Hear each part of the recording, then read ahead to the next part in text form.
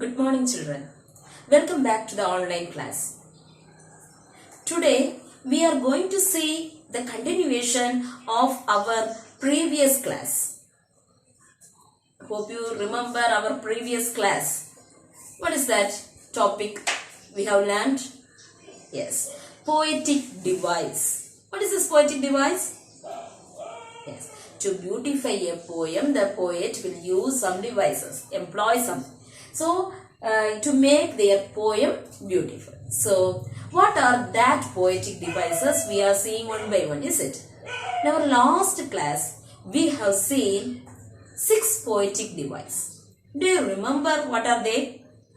Yes, rhyming scheme, rhyming words, alliteration, personification, anaphora and imagery.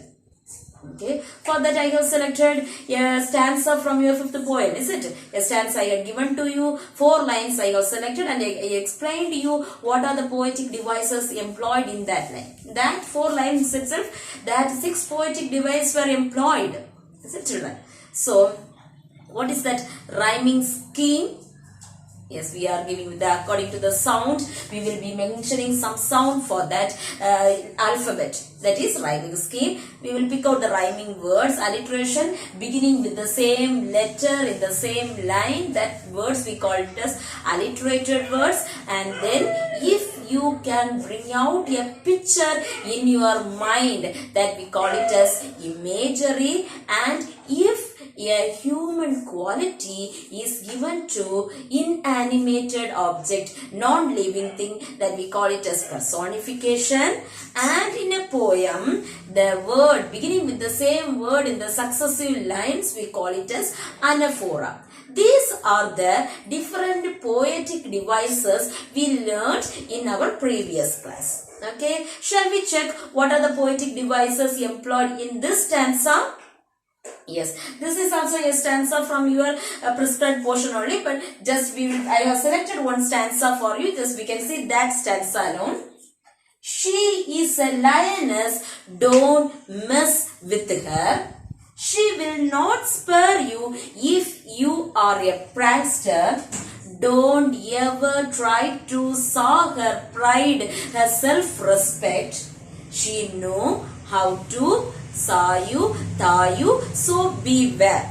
These 4 lines are taken from the poem I Am Every Woman. This is the 3rd unit poem. I have selected this line. First, whatever we have learned already in our last class, that poetic device we are going to find out. Okay, first, she is a lioness, don't mess with her. What is the last word? Her. Her. Then, so we are giving the alphabet A here, A. That is her, so with the sound her. She will not spare you if you are a prankster. Prankster is the last word of the 2nd line. So again, her, prankster. So same sound, ending with the same sound. So again I am giving the alphabet A for that. And then 3rd line, don't ever try to sow her pride, her self-respect. Respect is another word. Okay, it is not similar to these 2 sounds. So I am giving the alphabet B. And then last word of the 4th line, she knows how to thaw you, saw you, so beware. So beware, another sound. So I am giving the alphabet C. A, B, C. What's the rhyming scheme for the given stanza?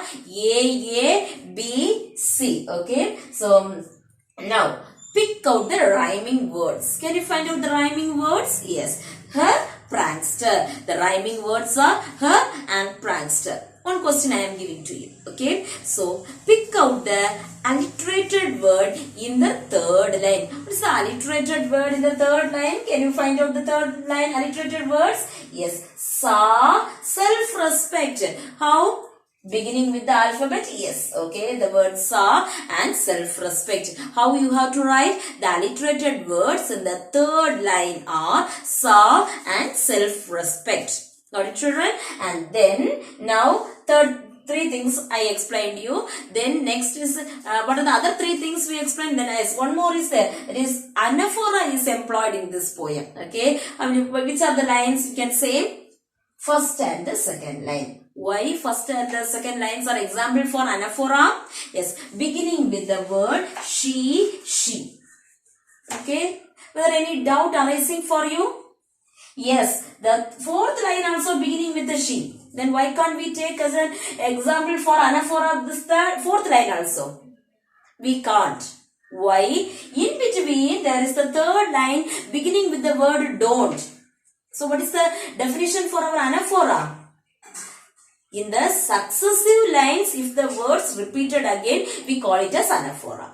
First and the second line continuously the word begin with the she. Okay, the line she is there. But again the third line the word don't is there. But the fourth line the word she is there. We can't take that line for example for anaphora. But these two lines, the successive lines, we are using the same word. So it is example for anaphora. What are the other two things we learn in that stanza? Imagery and personification. If we are reading some lines like a picture, if it is running in your mind, we call it as imagery. Personification, human qualities, sad, happy, these are human feelings, isn't it? So whatever we will use for that human things, living things, that qualities, if we are giving to a non-living thing, we call it as personification. Do you remember the example I had given to you? Yes, the quality is of a human being is given to a machine in that poem. Is it, children? That is personification. These are the 6 topics we learned in our previous class. Today we are going to learn some more topics. Okay, so listen carefully. So shall we move to our today's topic? Okay. So today I am going to say first 2 topics I will be introducing to you, that is simile and metaphor. The simile and metaphor have some similar ideas we have to learn. Let me tell you that. What is that? What is first you learn what is simile. If 2 things are compared with the comparative words like, just, as, like that words, if it is used to compare 2 things, we call it as simile. If the comparison is done without the comparative words like, just, as, we call it as metaphor.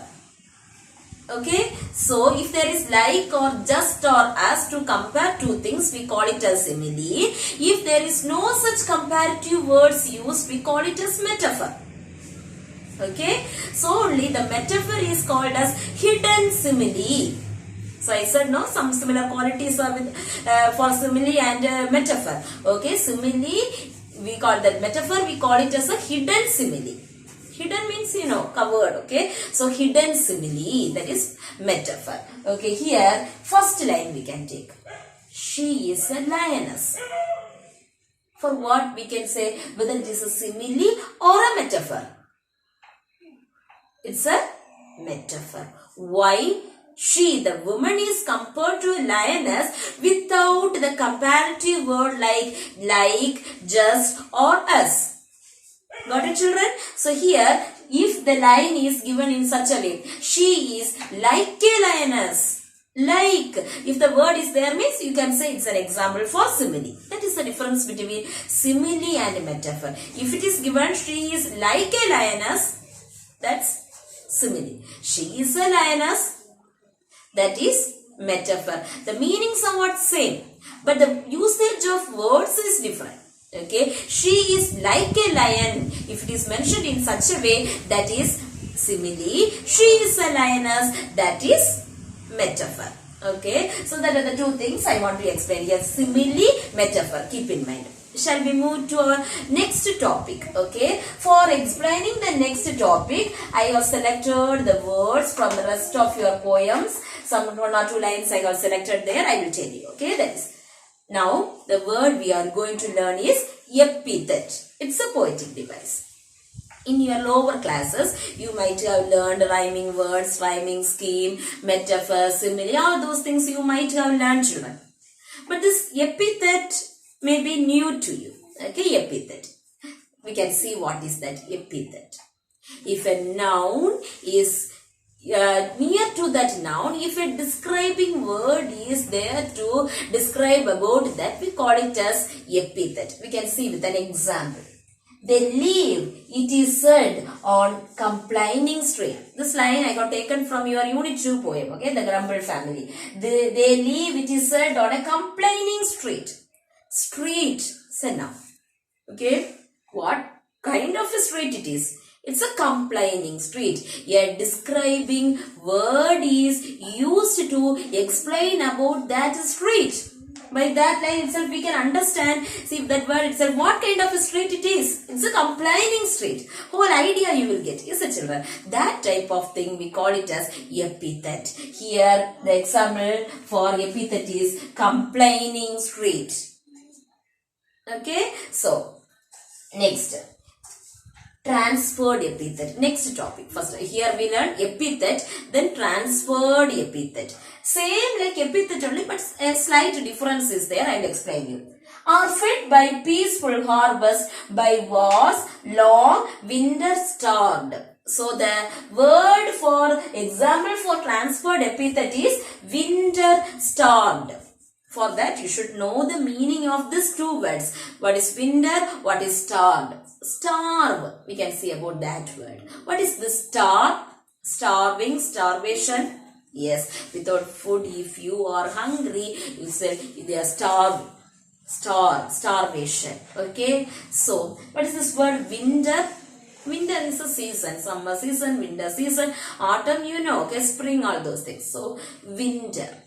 Winter is a season. Usually we compare how winter means, if it is explained how they will picturize winter, everywhere covered with the snow, all those things. So usually the winter season people can't cultivate anything and they will be starving. Okay, so here it is given winter starved. Winter season will not starve. During winter season people will starve. That is transferred epithet. But the word is given winter starved. Transferred. Understand the meaning? Transferred epithet. Okay, winter season will not starve. During winter season, people will starve. That is transferred epithet. Got the difference between epithet and transferred epithet? Epithet, that is the word, that by this one word itself you can understand what kind of place this is. In complaining street, the street, the people are always complaining, so they are given a complaining street. But here transferred epithet, winter starved. During winter season people will starve. They starve, but winter will not starve. Winter starved, like that it is given there, that we call it as transferred epithet. And the next one, onomatopoeia. I have selected the line from the 7th unit, light flicker on and off. So that is the sound, if it is explained given in that poem, we will call it as onomatopoeia. Here lights flicker on and off. Okay, so by that we can hear the sound of the such on and off, flicker on and off. So that is onomatopoeia. Sometimes they will be giving tingling of coins. Okay, the sound, tingling sound they will give. Okay, these are the examples of onomatopoeia. Okay, here we learn epithet, transferred epithet and onomatopoeia. Okay, today we learned 5 words. What are they? Simile, metaphor, epithet, transferred epithet and also onomatopoeia. Okay, these are the 5 words we learned today. And then just we can see that totally what are the words we have learned? We have learned about 11 words, is it? So first thing we learned about rhyming scheme and rhyming words. Okay, we can't expect all the poem with this rhyming words.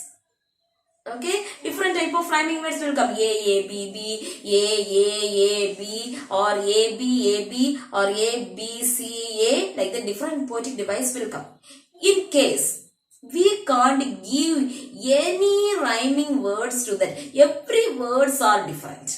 In the last word, no sounds are similar in the sense we call it. There is no rhyming scheme like that we will say, is it? But for that, a special word is there that we call it as plain verse. Okay, what is that word? Plain verse. Plain verse means no special poetic device is employed in that poem. We call it as plain verse. Plain. Nothing there. Okay. So the poet had not employed any rhyming scheme or rhyming words. He hadn't used. So we call it as it's a plain verse. Okay, children. So what are the words we learned? Do you remember? Rhyming words, rhyming scheme, simile, metaphor, personification. Then anaphora we learned, imagery, alliteration, epithet, transferred epithet. Okay. So these are the different words, different poetic devices employed in the poem. Okay. Hereafter, whenever you are reading a poem, don't just read a poem literally. Okay, so how you have to read? You have to read it figuratively. So figuratively means what are the different poetic devices employed there, how the poet used that words, all those things. When you use the habit of reading a poem figuratively, you yourself can become a poet. Okay, how to write it with the different poetic devices, you can write a poem. Okay, children. Okay, hope you understand all these poetic devices, and I wish you should also write many poems. Thank you, children.